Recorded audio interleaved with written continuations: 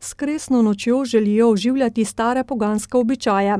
Za kresni dan, ko je najdaljši dan, so potem prižigali kresove, da naj bi sonce umrlo. Rodilo se je kurjenje kresov, ki se je ohranilo do danes. Ponekod je preraslo v tradicionalne prireditve. V Mokronogu letos tamkajšnje turistično društvo pripravlja že 30. kresno noč, v kateri nameravajo tradiciji dodati pridih sodobnosti, kar pomeni kurjenje kresa, potem da to predajamo na otroke, da otroci prižgejo kres, da sodelujejo na otroških delavnicah, kjer naredimo take lampice, lučke, kjer naredimo sprevod do kresa. Letos bodo sočasno obeležili še 740-letnico Mokronoga.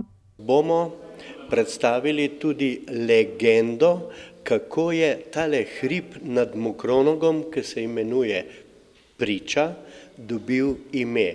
Iz te legende izhaja tudi grb Mokronoga.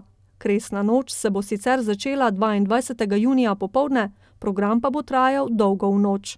Vljudno vabljeni, da začetne poletne noči preživite z nami in podoživite čarobnost, ki jo lahko doživite samo na kresni noči v Mokronogu.